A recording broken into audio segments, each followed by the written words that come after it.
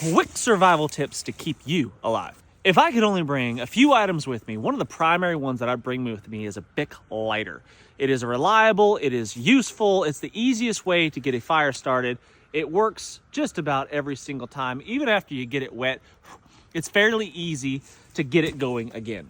Always have a knife on my hip, and I prefer a fixed blade knife like this On Three EDC because I can cut, I can craft, I can cut cordages, I can make traps, I can do fire prep, I can do all the things with this small little blade that would be really, really difficult without it. Next on my list of priorities would be shelter, and that's going to be in the form of either a wool blanket like this, like my wool poncho here, or a waterproof rain poncho like this one right here that's always in my pack. Yes, I can make a shelter, but it takes hours and hours and hours, and it will never be as good as a rain poncho. Water is huge. It's a huge, big priority, and I like to have two methods of getting my water safe to drink. One, I can boil it in a metal container like this one, but as great as that is, it will not get rid of chemical contaminants that are potentially in the water. That's why I also like to carry a water filter like this Grayl that gets rid of chemicals and waterborne pathogens. Also like to keep a set of spare clothing in my pack, because if I was to get drenched with rain or perhaps just perspiration, I'm sweating a lot, it's really convenient and very nice to be able to change into a completely dry layer of clothing. So in here, I've got top to bottom, socks, long johns, thermal top, and a hat that's going to allow me to stay nice and dry and cozy when it's time to bed down at night. A compass like this one on my pack is really, really handy. Yes, you can determine which way north is by just looking at the sun and perhaps other methods, but it's not as reliable, and sometimes if it's super overcast, it can be difficult to figure out which way north is. So having a compass like this one, just a really simple button style compass, is quite handy for finding out general direction. A piece of cordage like this one, this is about 10 feet of paracord, 1,000 uses for paracord, everything from setting up shelters, building traps, stitching up torn, broken gear, all sorts of reasons why you can carry a simple piece of paracord. And yes, you can make cordage in the wild out of natural fibers, but it will never be as strong as this. And then not as popular of a choice when you're talking to your bushcrafters, but a phone, a fully charged up phone, and a way to recharge the phone, charging cables and all and stuff included, is really handy.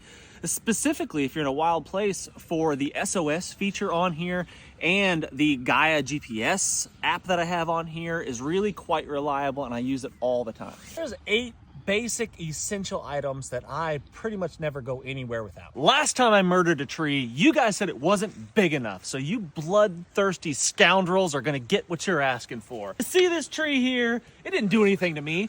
It's too big for me to break with my hands, so what I'm going to do is I'm going to use a really special technique. You see this lanyard on the end of my tiny little knife here with just a 2 3/4 inch blade? I'm going to stick my finger through it, my ring finger. That way I can use this whipping action right here to help me get through a larger tree. So I'll stress the fibers on this tree right here like that, and then wherever the apex of that bend is, the big curve in the tree, I'm gonna whack it with my knife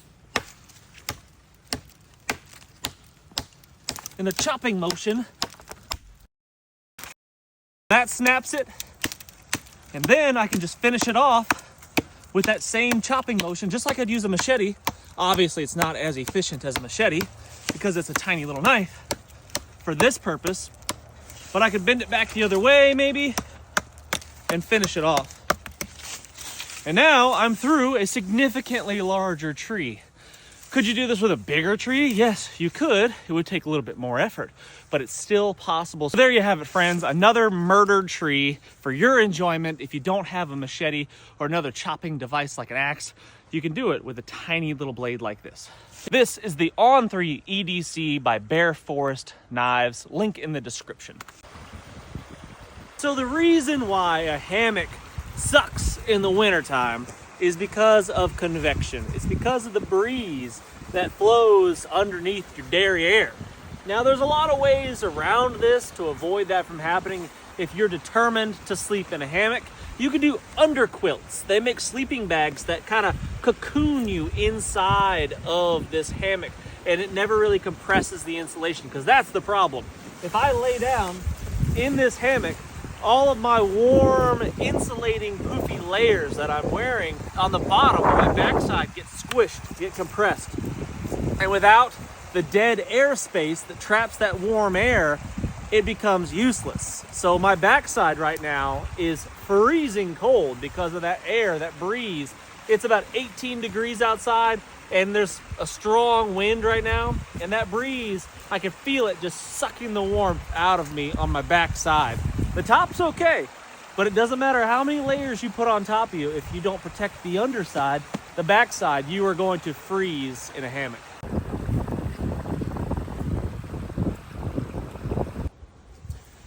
River birch bark like this right here is one of the best tenders that you're gonna find.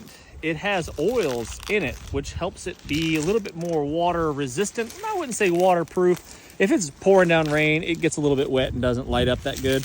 There's some better species of birch up north. When I was in Maine, for example, white birch, it burned amazingly well, but this stuff is actually quite good. It's typically pretty dry because it's kind of flaky and papery on the side of the tree like this, so it allows it to dry in the breeze and in the sunshine a little bit more. It's been really wet here, but despite that, this is already dry.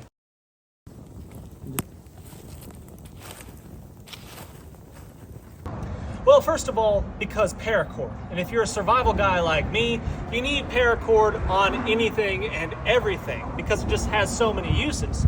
But primarily, why I want paracord wrapped on the blade portion of my machetes closest to the handle is so I can choke up effectively on the blade like this and do more accurate chopping, carving type tasks. So when I get in here, and let's say I want to chop this palm frond down right here, and I don't have a lot of space to work and do a lot of big whacking chops, I might have to get in here really tight because of all the stuff around me. I can choke up on my machete and I can just do small, accurate chops like that and gets the job done. And it's controllable, it's safer, and it's just easier to use. That, my friends, is why I wrap paracord around my machete blades. 3 alternative ways to sharpen your knife. So if your knife needs a little touch-up, it's not quite as keen as it should be, you can literally take the top of your window like this and strop it across the top.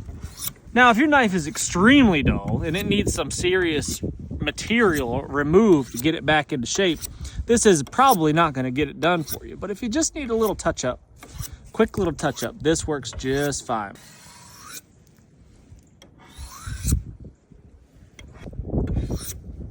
Around my neck, I keep a ceramic striker that is attached to a leather lanyard and a tiny little Farro rod. The ceramic striker will do a great job of touching up your edge.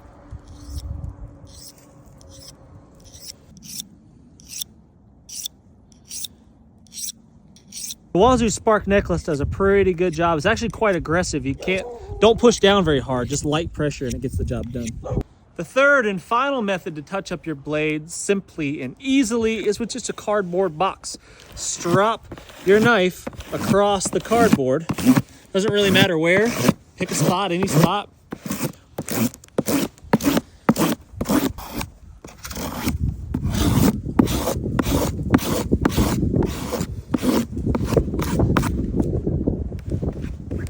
Just to test the blade, I scrape it across my thumbnail. And if it's tacky, if it doesn't easily slide across my thumbnail, I know it is serviceable, it is sharp enough to get the job done.